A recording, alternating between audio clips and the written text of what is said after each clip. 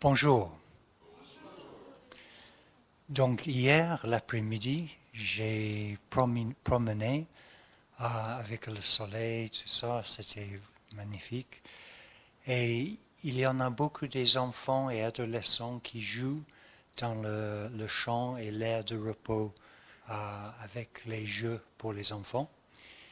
Et c'était bizarre parce que il y en a les adolescents qui est en train de jouer sur les choses des petits-enfants. Donc il y a une trottinette et il y a un ado de 15 ou 16 ans qui est en train, il a piqué cette trottinette de sa petite sœur, je crois, et il était en train de pencher comme ça et d'essayer de trottiner. Il y a une voiture en plastique de ce taille-là, et il y a encore un adolescent, 15 ans à peu près, qui était assis sur cette petite voiture en plastique. Il était en train de faire ça avec ses pieds pour s'avancer. Et ça me frappait à voir ces enfants grands en train de jouer avec les jouets petits et en train de préparer pour cette prêche ce matin. J'avais l'impression que le Seigneur a mis un message pour nous tous, moi inclus, devant mes yeux. Et le message est simplement cela, que le Seigneur attend de nous maintenant de laisser à côté les jouets des petits-enfants et de trouver les choses de nos propres dimensions. C'est-à-dire d'avoir une trottinette c'est une bonne chose, mais d'avoir un en proportion de nos mensurations. Et avec une voiture, ces adolescents étaient presque à l'âge de commencer à apprendre à vraiment conduire pour eux-mêmes une vraie voiture. Donc, je vous invite à permettre la parole de Dieu à vous pénétrer profondément dans vos cœurs, que vous pouvez apercevoir à travers sa voix dans vos cœurs. C'est ce qu'il attend de vous individuellement ainsi collectivement. Merci. Donc, notre question ce matin, c'est comment entendre de Dieu. Et je soupçonne qu'il y ait peut-être un ou deux personnes qui disent « Ah mince, maintenant Laurie, il fera un blablabla religieux pendant 40 minutes, donc je peux me laisser profiter. Et après le Sainte-Seine et le thé café. » Mais hélas, non, ça ne passera comme ça ce matin. Donc, je vous invite à réveiller spirituellement parce que nous avons autre questions avec comment entendre Dieu. Nous avons les questions concernant nos actions. Et j'étais frappé par le fait que Hervé a souligné la place de nos actions, parce que c'est aussi au cœur de mon message. Donc, le Seigneur est avec nous.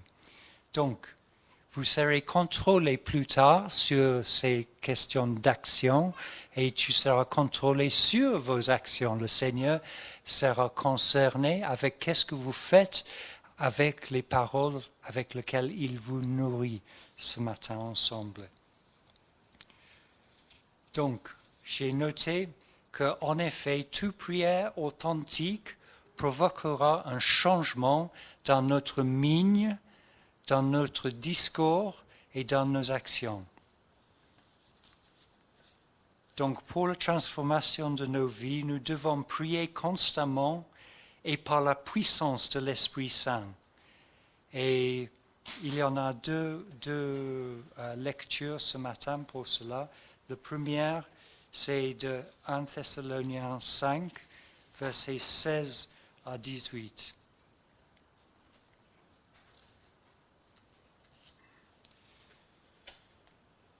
Voici ce que Paul avait à dire. Soyez toujours joyeux, priez sans cesse, exprimez votre reconnaissance en toutes circonstances, car c'est la volonté de Dieu pour vous en Jésus-Christ. Donc, voici pour y arriver à produire les actions dignes du Seigneur, nous devons être constamment en prière. Mais il est autre aussi, et c'est d'Éphésiens chapitre 6 et verset 18. Faites en tout temps par l'Esprit toutes sortes de prières et de supplications. Veillez à cela avec une entière persévérance et en priant pour tous les saints. Donc, il est la notion de prier en tout temps, de prier avec persévérance et de prier pour les autres saints à côté de vous. Donc, nous devons s'engager à plein temps et les uns pour les autres pour y arriver aux actions vraiment bénies par le Seigneur qui lui manifestent par leur qualité. Donc, il était un jour quand le Seigneur est approché par un jeune homme et qui a posé une question. Et c'est en Matthieu 12, verset 28.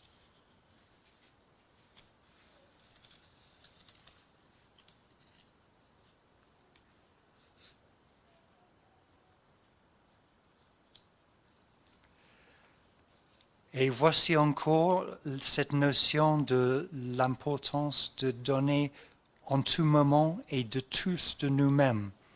Un des spécialistes de la loi qui les avait entendus discuter vit que Jésus avait bien répondu aux Sadducéens. Il s'approcha en lui demanda « Quel est le premier de tous les commandements ?» Jésus répondit « Voici le premier. Écoute Israël, le Seigneur notre Dieu est l'unique Seigneur, et tu aimeras le Seigneur ton Dieu de tout ton cœur, de toute ton âme, de toute ta pensée et de toute ta force. Voici le deuxième. Tu aimeras ton prochain comme toi-même. Il n'y a pas d'autre commandement plus grand que cela. » Donc voici le soulignement à travers les épîtres et à travers les paroles de Jésus d'être engagé en prière intérieurement pendant toute la journée, d'offrir chaque moment, chaque possibilité, chaque échange, de le confier à lui et de demander que lui, il se rayonnera à travers la qualité de nos actions, que nous serons inspirés par son esprit. Donc,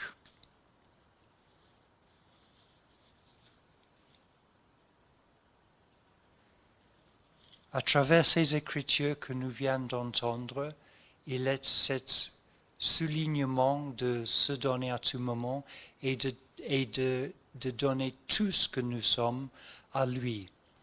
Et voyez que il n'y a pas de compromis, il n'y a pas de 50-50 ou 70-30 ou 80-20, c'est-à-dire de donner au Christ, de donner de nous-mêmes à lui une partie de nos vies, même le grand partie de nos vies. Il recherche à avoir tout ce que nous sommes. Parce que si nous sommes investis en Christ même pour 80 ou 90% de qui nous sommes, mais il y a un petit 10% que je garde pour moi-même, effectivement, il n'est pas Dieu pour nous, parce que Dieu demande tout que nous sommes et il attend 100% de qui nous sommes.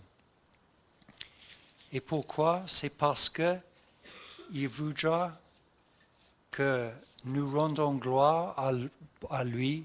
Il voudra que tout le monde autour de nous voit que nous sommes brûlants pour lui, en feu pour lui, que nous sommes investis entièrement à lui.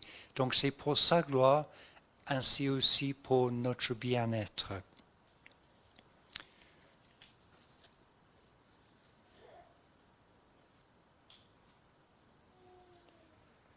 Donc, tout ça, c'est très joli. Pour l'instant, tu es en sécurité parce que j'avais t'invité à prier sans cesse, à prier entièrement, de donner tout ce que tu es, tout cela.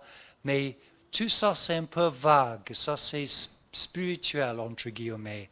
Et ce matin, je voudrais ancrer nos prières et nos esprits dans l'inspiration de l'Esprit Saint, dans la qualité de nos actions et par le fait de faire les actions pour le Seigneur. Il était une journée comme Christ parlait encore à la foule, sa mère et ses frères. Ça, c'est Matthieu 12, verset 46, excusez-moi. Comme Jésus parlait encore à la foule, sa mère et ses frères qui étaient dehors cherchaient à lui parler. Quelqu'un lui dit, ta mère et tes frères sont dehors et cherchent à te parler. Mais Jésus répondit à celui qui lui parlait, qui est ma mère et qui est mes frères? Puis il tendit la main vers les disciples et dit, voici ma mère et mes frères. En effet, celui qui fait la volonté de mon Père céleste, celui-là est mon frère, ma sœur, ma mère. Donc c'était un peu une insulte envers sa famille de indiquer les personnes devant lui autant d'être sa vraie famille parce que ils font la volonté de leur Père céleste. Mais c'est ça que le Seigneur nous invite. Et comme j'ai commencé à prêcher avec cette image de ces adolescents en train d'engager avec les choses de leur propre taille, je voudrais vous inviter aussi à engager à faire les œuvres pour le Seigneur qui seront en taille de votre état, votre positionnement dans votre cheminement dans le Seigneur. Parce que je crois en vous, comme nous vient de chanter avec Michael, je crois en Jésus, mais je crois en Jésus en vous, en train de s'exprimer à travers vous. Et je voudrais voir de votre part les engagements des chrétiennes matures tels que vous êtes. Parce que en ce moment, nous avons la capacité, si nous osons le faire, d'agir pour le Seigneur. Il y en a dans les vies des personnes autour de nous, les gens qui sont dans la douleur intérieurement, très fort, très profond, très douloureux, et vous avez la capacité de porter la guérison à eux. Mais est-ce que vous le faites? Est-ce que vous vous engagez à parler de l'amour de Jésus qui peut transformer les souffrances des autres avec lequel vos chemins croisent? Est-ce que vous êtes prêts même à rester vos mains sur leurs épaules et de les regarder dans les yeux et dire, vous savez, Jésus vous aime et il ne veut pas que vous souffrez sans cesse avec cette blessure intérieure. Est-ce que vous êtes prêts à faire cela? Parce que moi, je crois que vous avez ce qu'il faut pour le faire, mais vous avez besoin d'un petit coup de pouce du Seigneur de le faire. Et ce matin, je suis votre coup de pouce.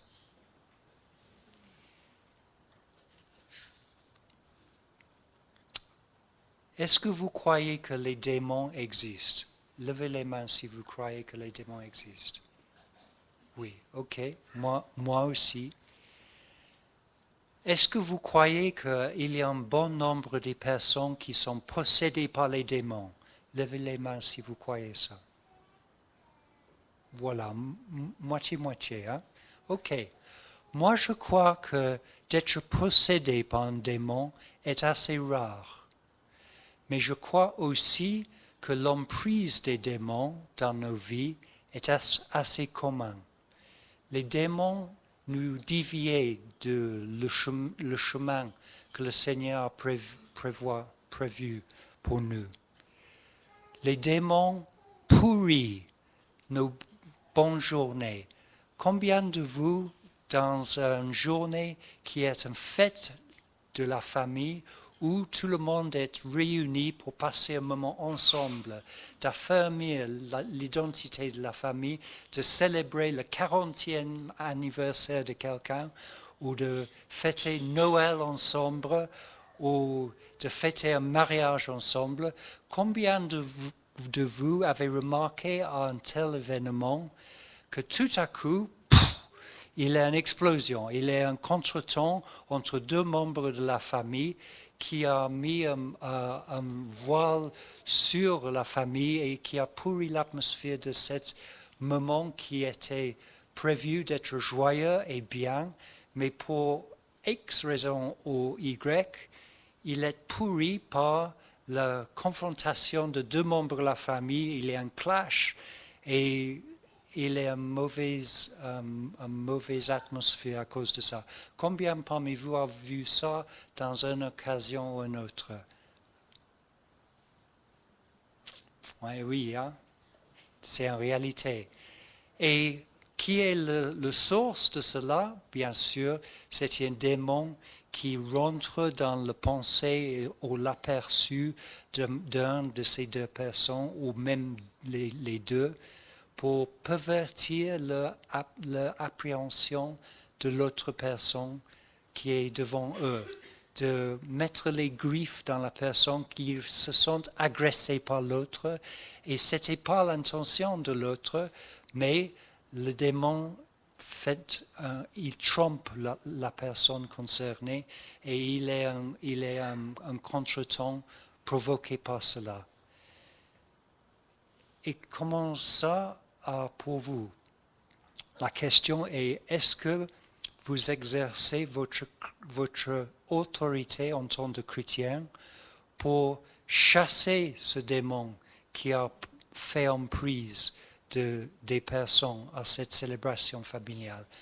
Vous avez le pouvoir, vous avez l'autorité en Jésus de dire, ça suffit, ça doit arrêter.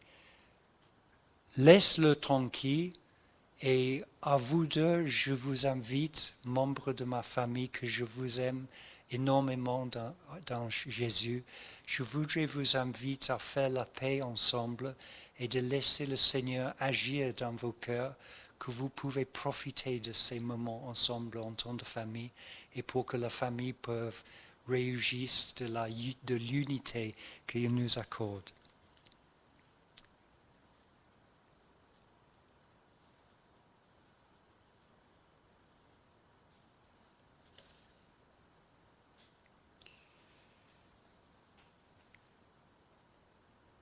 Jésus a prêché d'une telle façon une petite parabole pour nous choquer. Un bon arbre ne porte pas de mauvais fruits. Ça, c'est Luc chapitre 6, verset 43. Excusez-moi. Un bon arbre ne porte pas de mauvais fruits, ni un mauvais arbre de bons fruits. On ne cueille pas des figues sur les ronces, et l'on ne vendange pas des raisins sur des ronces. L'homme bon tire de bonnes choses du bon trésor de son cœur, et celui qui est mauvais tire de mauvaises choses du mauvais trésor de son cœur. En effet, sa bouche exprime de ce dont son cœur est plein. Voici un petit challenge pour une petite minorité parmi nous ce matin.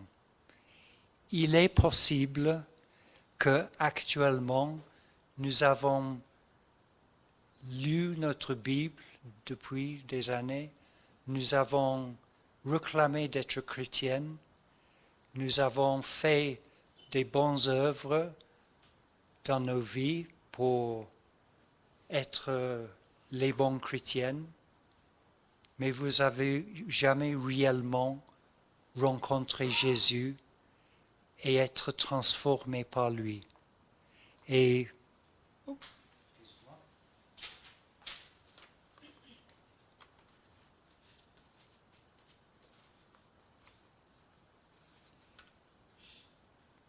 en effet, nous ne portons pas les bons fruits dans nos vies, nous faisons les bonnes œuvres. Les gens sont conscients que nous sommes stricts sur nos règles chrétiennes, mais il n'y a pas des fruits de l'esprit, la joie, la paix, l'amour, la patience, toutes ces qualités dans nos bonnes œuvres, parce que nous devons faire les bonnes œuvres avec la présence et l'influence de Jésus, la qualité du caractère de Jésus et la puissance de l'Esprit Saint. Et nous devons déborder de cette réalité de Jésus pour les personnes autour de nous. Est-ce que vous êtes en train de prier en continu avec toute l'énergie de ton être, que le Seigneur rayonnera à travers vous, que votre mine sera transformée par lui, que comme Moïse qui rayonne par la puissance de son rencontre et sa conversation avec Dieu, que vous aurez cette même qualité. Est-ce que nous sommes arrivés jusqu'à là, ou peut-être pas? Levez les mains si vous soupçonnez que vous n'êtes pas toujours forcément à l'auteur.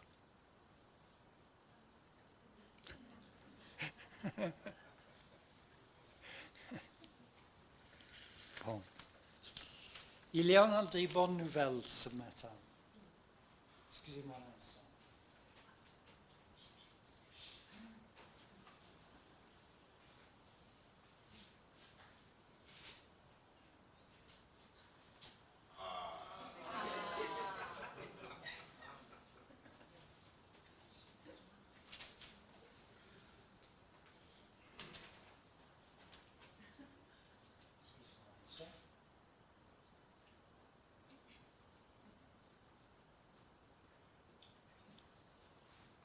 Pour donner en n'importe quelle situation, il faut recevoir d'abord du Seigneur.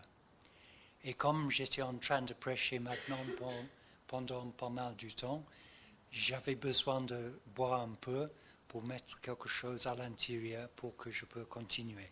Pas trop longtemps, vous espérez avec moi. Bon. J'aurais besoin de l'aide de nos jeunes qui sont présents. Est-ce que vous pouvez m'aider, s'il vous plaît? Venez à moi. Oui, toi aussi. Allez. Avec papa, si papa vient. Toi aussi. Oui, toi, petit toi.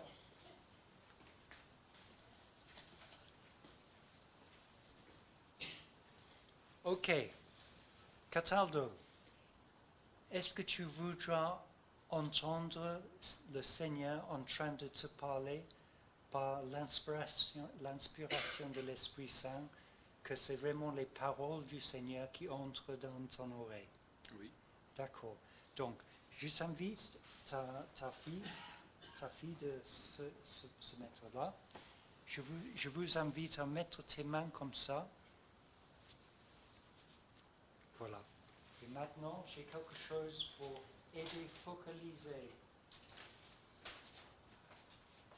Voici la parole de Dieu. Voici une photocopie de la parole de Dieu. J'avais pris une photocopie comme cela pour former un cône comme cela.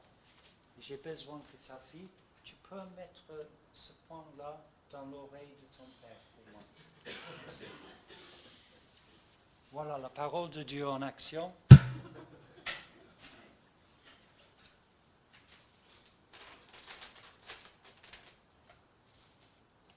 Tu peux venir ici. Très bien.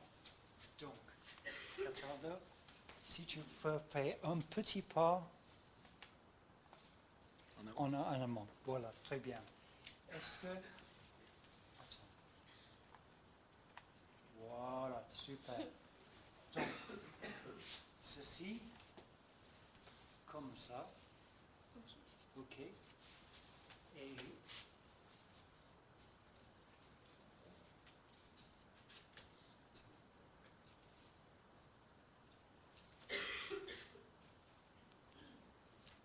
est-ce que tu peux lire ces paroles en train de parler à travers la parole de Dieu dans ta main? Tu peux parler là, en direction de Cataldo? Et je dis quoi? Ici. Attends. Écoute Israël. Tu es prêt? Jusqu'à où? Jusqu'à force. Oui. Ok. Quand tu es prêt. Écoute Israël, le Seigneur, notre Dieu, est l'unique Seigneur, et tu aimeras le Seigneur ton Dieu de tout ton cœur, de toute ton âme, et de toute ta pensée, et de toute ta force. Cataldo, est-ce que tu as bien entendu ces paroles? J'ai très bien entendu. Bon, merci beaucoup. Merci à vous. Bravo.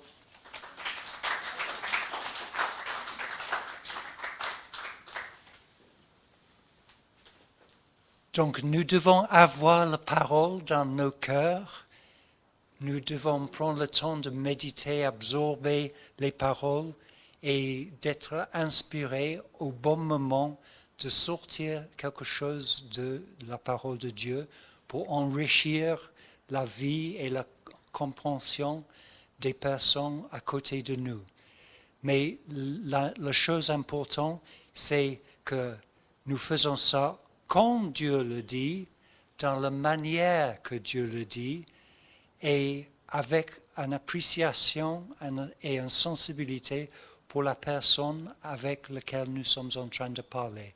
Ce n'est pas la peine de sortir la parole de Dieu ici, là, à n'importe quel moment, en tout moment, sans cesse, parce qu'il y en a les chrétiens qui irritent leur entourage parce qu'ils n'ont pas une sensibilité pour la situation et le timing est mauvais ou la manière est un peu brusque.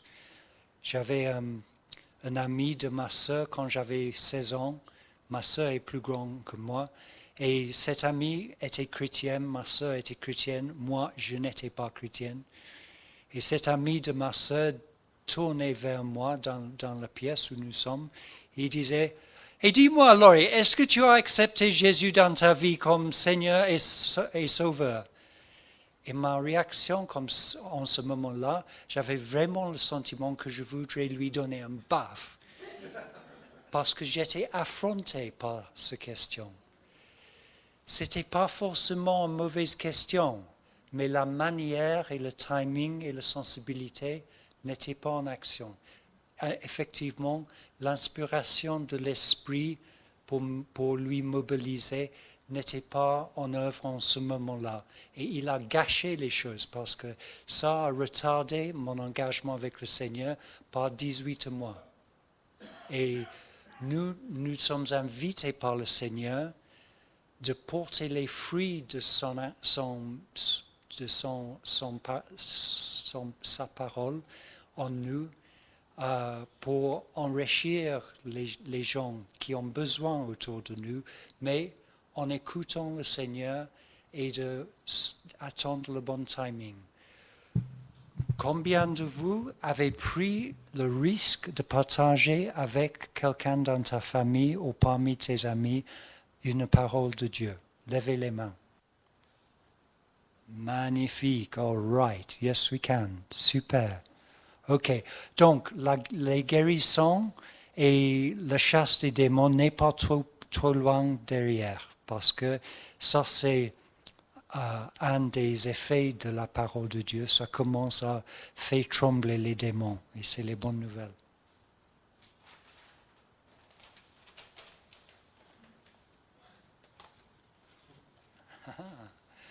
Donc, nous pouvons poser la question une deuxième fois ce matin. Qu'est-ce qu'il a dans le sac?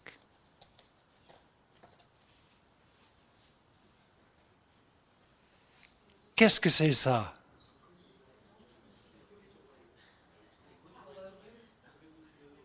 Déboucher les oreilles. Merci Charles, super. Exactement ça. Ça, c'est pour déboucher les oreilles. En ce moment, et c'est la vérité, je suis sourd dans cette oreille. Et le médecin m'a prescrit ces gouttes pour mettre dans l'oreille pour dissoudre le cire qui a accumulé pendant le temps pour que je puisse entendre bien.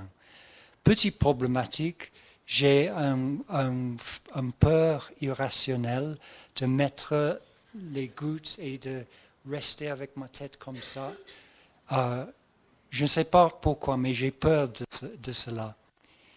Mais je le porte devant vous ce matin pour vous inviter à faire une dernière chose pour remplir riche vos actions envers vos amis, vos collègues, les collègues, les amis, la famille, oui. C'est de prier dans votre propre temps, dans ta chambre seule, pour les individus qui sont chers à vous, et de continuer à prier pendant pas mal du temps. Parce que le Seigneur, parfois, a des paroles de vie pour cette personne à côté de toi, mais cette personne, même si c'est la parole de Dieu inspirée que tu partages avec eux, c'est un bon moment dans leur vie de recevoir. Il voudra que ces personnes dans leurs oreilles, ils étaient à la réception de l'Esprit Saint en douceur, en train de fonder les choses qui bouchent leurs oreilles de la parole de Dieu vivant. Et c'est un investissement dans l'amour que nous faisons pour les gens autour de nous, qui nous invitent à faire, parce que c'est finalement cela, l'humilité de prier dans le privé de notre propre espace, tout seul, pour cette personne. C'est l'amour profond de faire cet investissement fidèlement pendant pas mal du temps, rendre la personne vraiment dans un état où ils peuvent recevoir ce qui se passe. Il était une mère dans le passé qui a prié pour son fils qui est un buveur et un chasseur de jupes, et il a vu une vie qui est vraiment qui dépasse les bornes. Il était vraiment un mauvais garçon. Et cette femme a prié pour lui, je crois que c'est pendant 17 ans. Et finalement, cette personne était convertie. Il s'appelle Saint Augustin et sa mère s'appelait Monique. Et il y en a les personnes, peut-être, pour lesquelles nous devons prier pendant les années pour qu'ils puissent arriver au moment où ils sont prêts à recevoir et embrasser la vérité qui peut les transformer. Ce matin, je voudrais vous inviter à être prêts à prier pour les personnes dans ton entourage, avec patience, avec persévérance, en tout moment, quand cette personne vient dans tes pensées, et de préparer le terrain pour le Seigneur, et par la suite avoir l'audace de prier pour les individus quand le moment est bon, de dire, c'est peut-être bizarre pour toi que je pose cette question, mais j'aimerais faire une prière pour toi aujourd'hui. Est-ce que c'est OK si je le ferai? Et si la personne dit oui, tu prieras dans la puissance de l'Esprit Saint pour la blessure intérieure, pour la libération des mauvaises voies, nous pourrons dire ça pour les démons, ou pour la rencontre avec Jésus lui-même. Et parce que nous avons attendu l'inspiration de l'Esprit pour ouvrir cette conversation, parce que nous avons prié en simplicité dans le passé pour eux pendant pas mal du temps, dans le privé, la situation est propice et les miracles se passent. Je voudrais qu'un autre dimanche, à la place de la prêche, ils seront un dimanche pour les témoignages de ce qu'il est passé pendant les semaines à venir. Parce que je crois que le Seigneur voudrait vous donner un petit coup de pouce pour y aller jusqu'un petit peu plus loin dans ton cheminement avec lui, votre service à lui, avec l'amour pour les membres de votre entourage, qui se passera dans l'amour et la puissance du Seigneur et pour sa gloire. En priant.